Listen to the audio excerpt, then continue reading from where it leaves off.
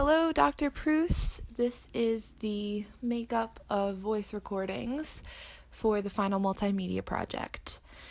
I have written up a series of talking points so that I won't go off on tangents that much, although I find that tangents are sometimes useful and enlightening in relation to creative process. I also have to work on not saying that much. But basically, the first thing that I wrote down was coming into the class as a spoken word poet was valuable but also interesting because it challenged me to work harder and shift my writing style when it comes to poetry. And the thing that I love about this is that I started to view poetry as this mystical creature, unicorn, basically, that could be so unique and to whatever serves the writer, and that all different types of poetry have a time and a place. So I realized when I started writing my final poem is that printed poetry is very different than spoken word because my passion and issues that I was writing about with spoken word can be represented with tone instead of relying on the impact of certain words. And after I met with you the first time when I was in a relationship and I had written my first draft about that relationship, you had coached me on limiting the use of small 2 and 3 letter connecting words like the, at, but, and like all of those different types of words. So that really helped me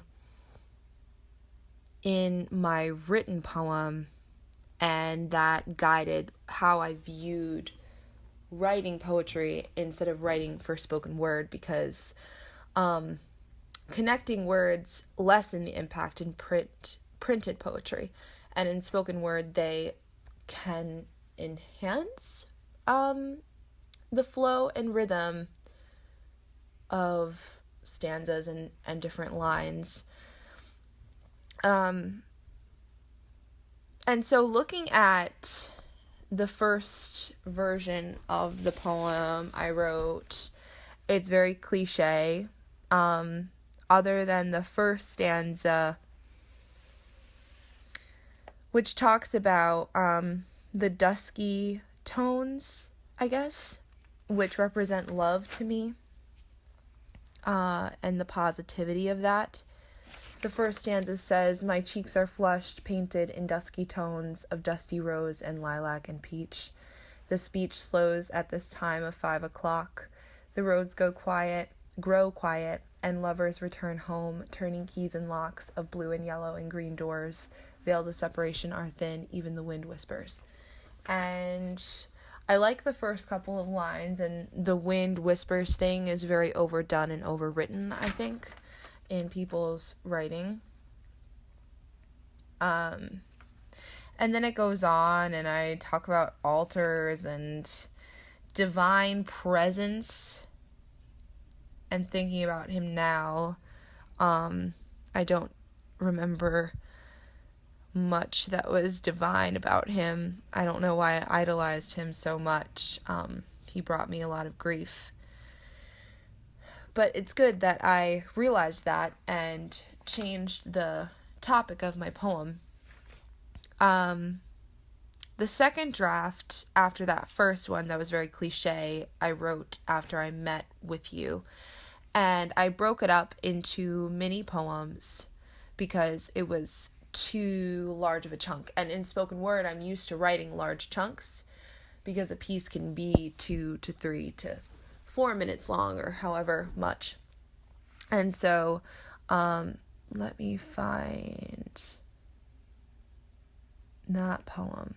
It's called Rebirth. Well, that's the whole thing. And then there's, I think, 3 or 4 mini poems.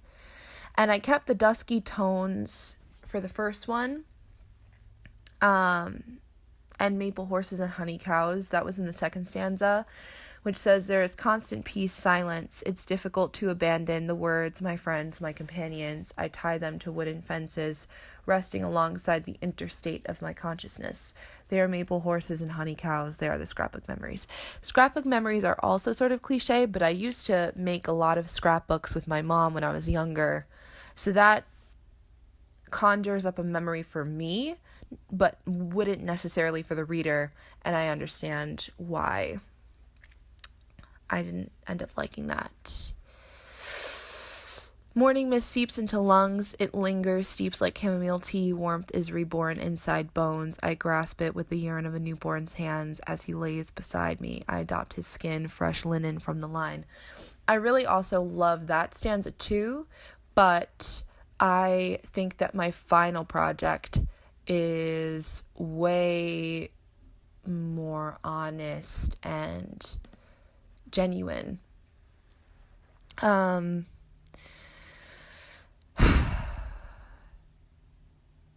then in the linear calendar of things, after I wrote the second draft, very soon after, in late October, I discovered that we had foreclosed on my house. And there was nothing I could do about it, which created a lot of anxiety for me because typically I'm used to seeing an issue or dealing with an emotional problem or something with a relationship and taking it and sort of doing everything in my power to solve it. So this sort of started driving my writing in and outside of class, mostly inside of class, because I couldn't really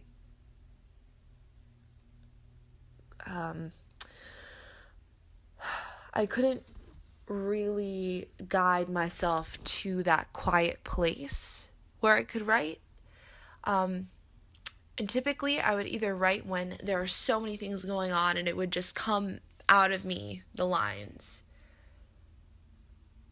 But in this case, there was chaos all around me that was so unenjoyable. And I just wanted quiet. And usually I'm the type of person that wants chaos. But now I'm going off on a tangent like I knew I would. So after I discovered that we weren't sure whenever we would have to leave, there was no date until a couple of weeks later. And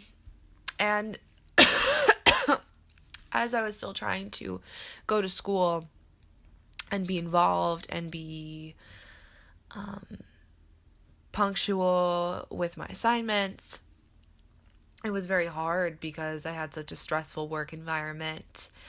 And I was thinking about how I should box up my life, and there were boxes everywhere, and newspaper and dust and cleaning out and seeing things that I hadn't seen in a decade since we moved in there. And it was really hard to think about the essentials and what I had to keep in my life to be happy. And when you boil it down, stuff is stuff. We had a 13-room house, and now I have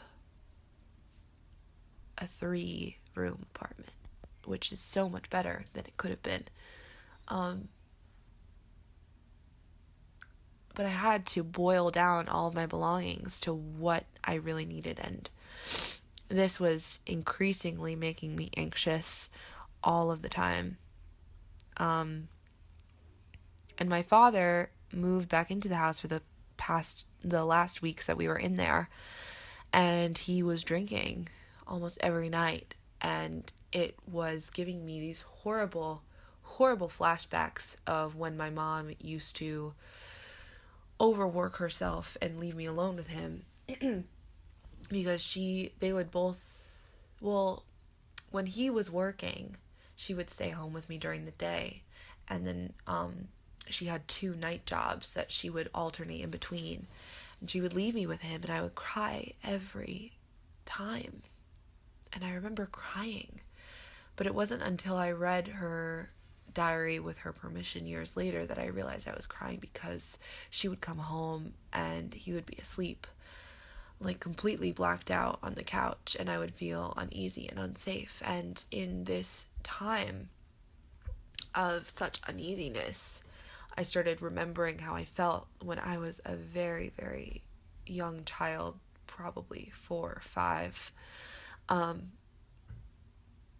I don't have very many clear sensory memories from that time period, because I feel like I was too overstressed. There was a lot of yelling and arguments in my house growing up.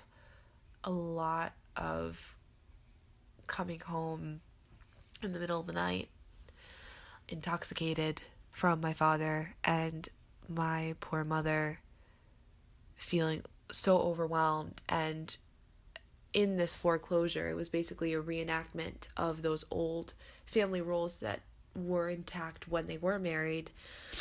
And I was still the child having to mediate so that they could work together to reach the outcome, and so that we could get over this endeavor all together.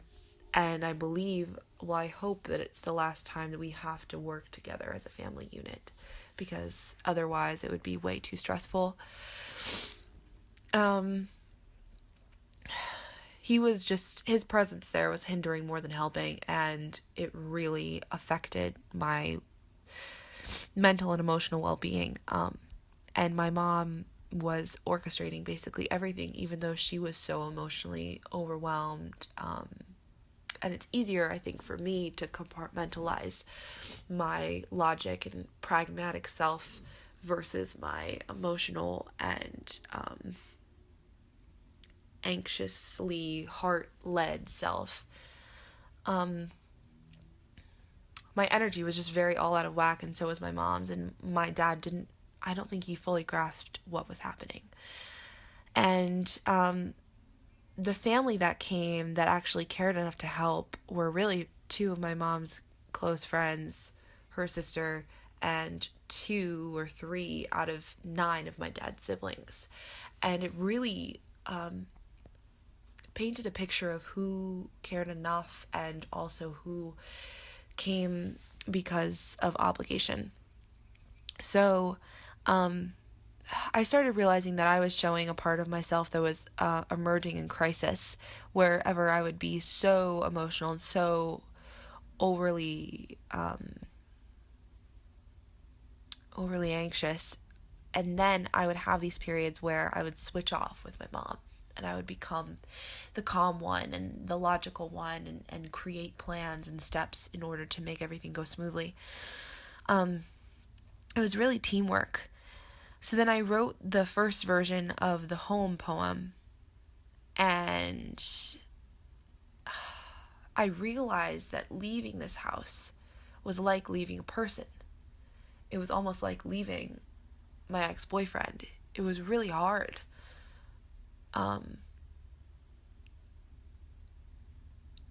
then I met with you again to show you the beginning of my images that I had collected in video, and also how the poem was the first draft versus the second draft, and really just seeing how everything started shaping together.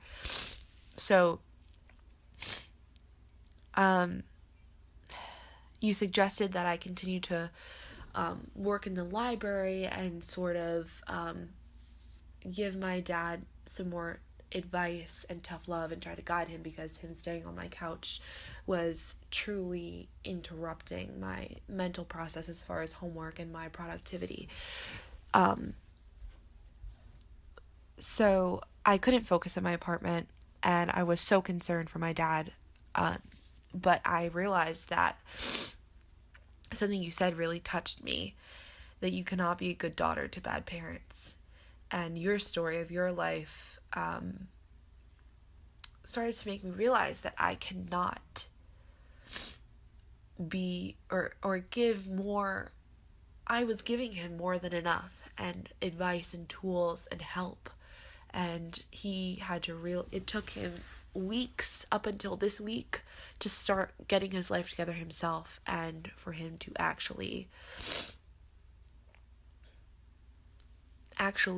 start to try and better himself, or at least get himself into a place where he can start doing that and start the process of betterment and maybe perhaps finally a sober lifestyle.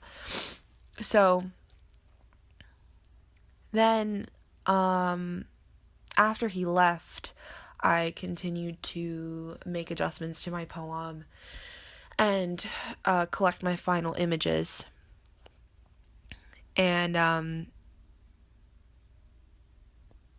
really, as soon as I moved into my apartment, I had to start worrying about where my dogs were going to go, because I moved into my apartment before we officially had to be out of the house, which gave me some time to adjust, but not really any time for my mom.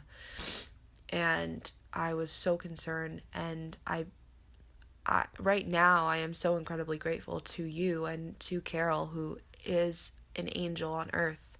I haven't even met her, but I just felt so much loving and kind energy from her text messages and her constant drive to make sure that my dogs had a safe place. And that image of my dog Sophie that I put in my film was probably the most emotional, which is why I put it at the end. But she's been my companion for so long. The fact that I never had siblings, and I picked her out when I was 6, she sort of found me, and I rescued her from a litter of puppies. And she was so quiet and so strong, and like letting all of the other dogs like walk over her. And to me, I saw a part of myself in her. And in this poem, I feel that I was strong in dealing with the loss in a quiet way.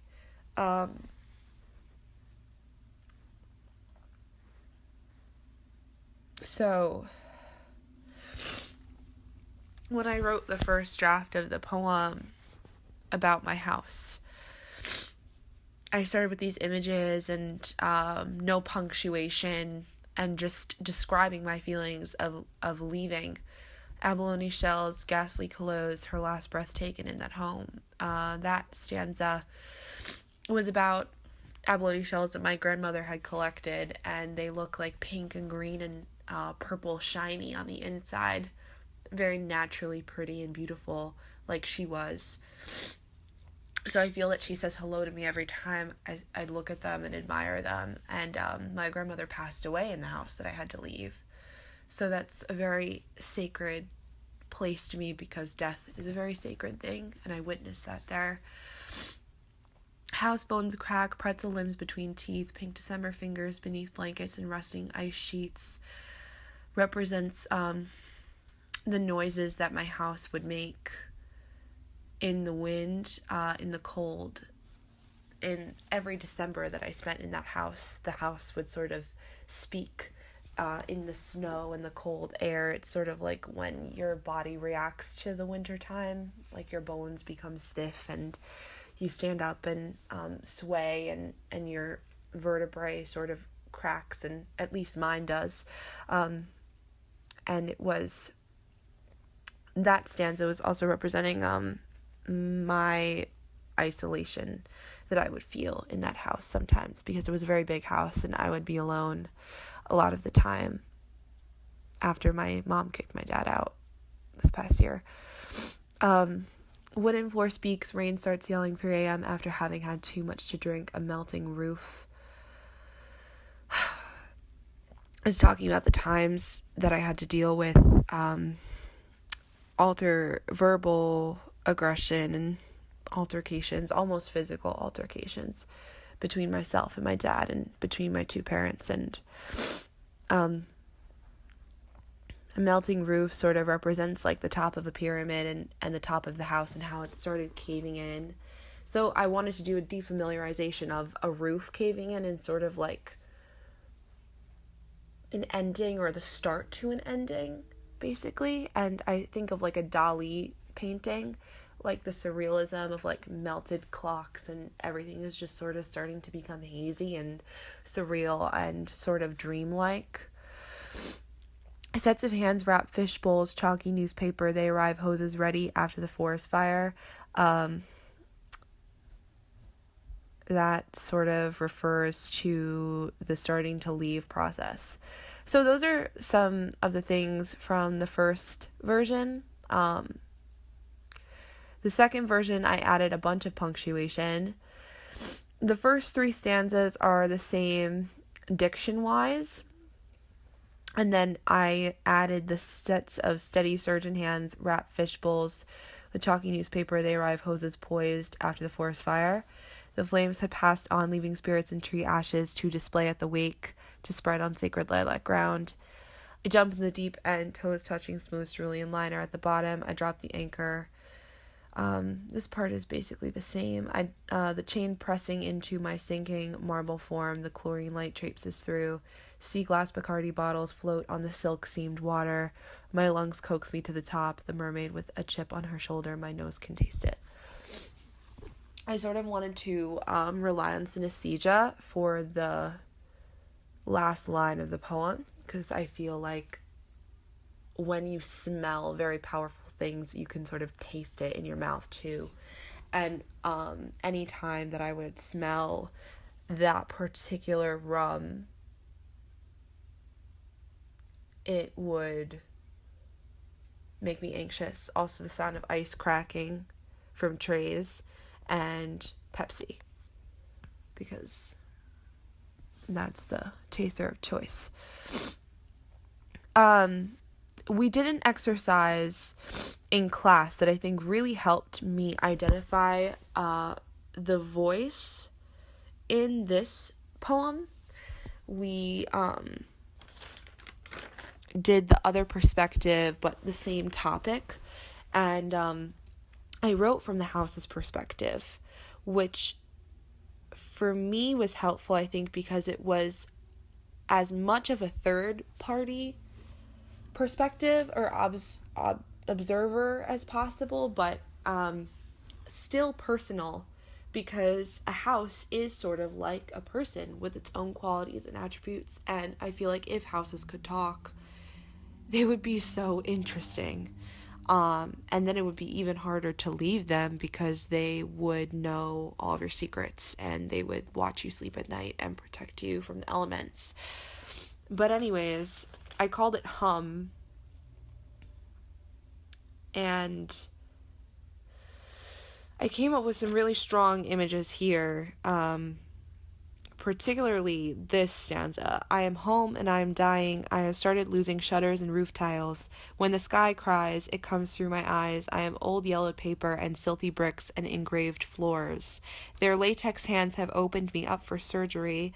They removed my intestines, my heart, but leave the rib cage coated in blood. I am pale, stark, translucent. And I feel that this drew my attention to when someone is dying and they have like a final surgery or something, and then they die on the table or almost die on the table. It's like the surgeons are trying their hardest to save them, but maybe they shouldn't be saved. And afterwards, it's a relief to the doctors and the people that have watched the person suffer. And my house was suffering because there was so much stress and mess and stuff everywhere. And I think that everyone, even though it was traumatic, the outcome was a relief, which is what I felt after my grandmother passed away from dementia, because she was a singer and a dancer. And when you watch someone lose their ability to do what they love, there's no purpose for them anymore, and no peace. And I feel like my house needed peace, and we needed peace, so we needed to leave it. Wow. I'm finding out much more about this now that I'm talking it out. This is very helpful for me emotionally. So back to my talking points. I added that surgeon metaphor to the final version of the poem. Sets of steady surgeon hands wrap fish bowls with chalky newspapers. They arrive, hoses poised after the forest fire. So I think this is the part that sort of excludes the reader of the poem. And for me, I will go back and revise it, but my interpretation of this line that I wrote is that in traumatic situations, whenever there's an explosion or whatever, you have surgeons and medical people who are helping the victims, and then you have other firemen or policemen that come to the scene of the crime, the actual scene of the crime, and diffuse the situation. So we had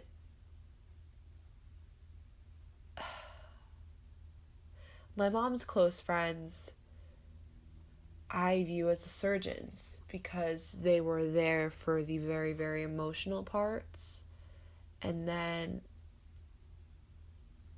the men with the hoses sort of represent more of my dad's friends and family who felt obligated to come and help him, even though my dad didn't really deserve their help. And I sort of view that as surgeons help people because that's their passion and they want to. And sometimes I feel like other civil servants complete their duties because they end up feeling like they have to, not because they're completely passionate about it anymore.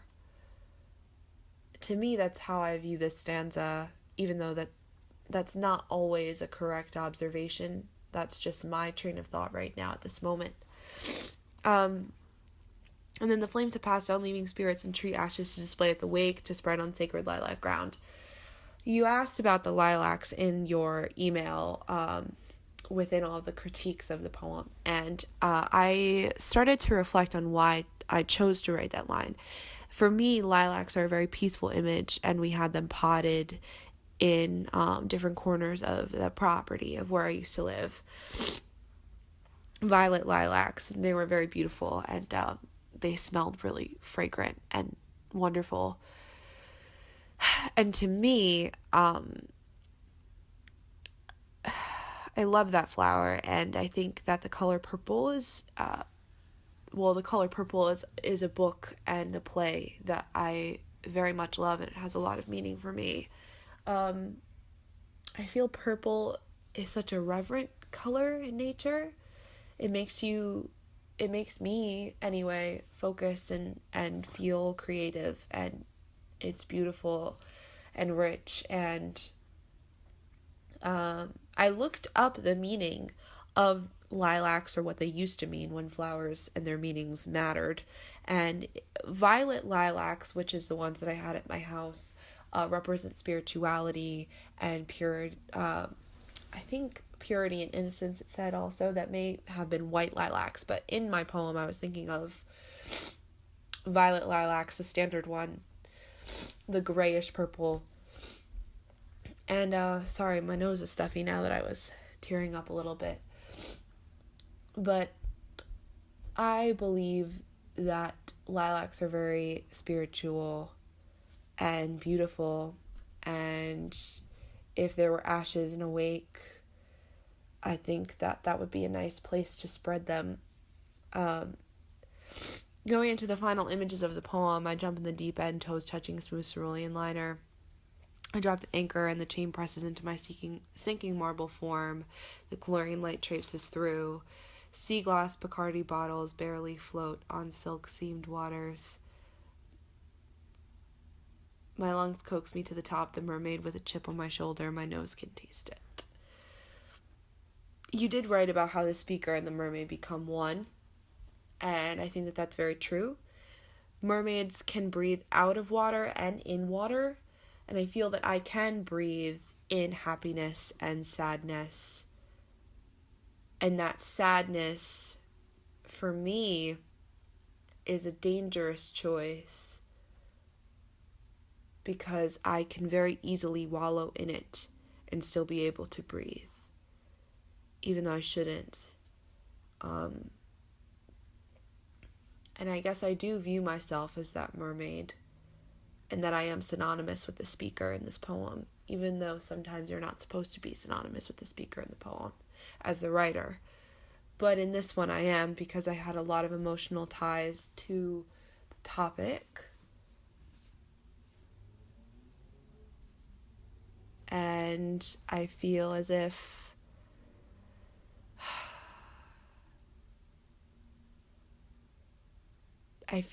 I'm very happy with my final project. I added music that was appropriate, that really touched me. I think I did the topic justice, and I honored myself in the situation by not being self-pitying and by having a sort of quiet strength to move forward and to convey the loss. I'm content with the outcome of this project. I think that it was an important one, and it truly, truly made me reflect and think about myself and what I need to do in order to heal, and not only realize my creative process and how my brain and my heart works in that sense, but also how that helps in a healing sort of sense. And this project was very therapeutic for me. So truly, Dr. Proust, thank you so much. Your class was an anchor in a really hard time, and it kept me from drifting from who I am.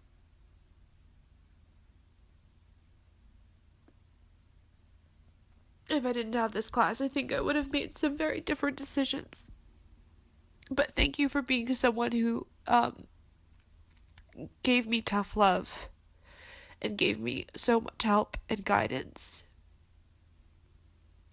Genuinely, thank you. You're a wonderful person. I know you know that, though.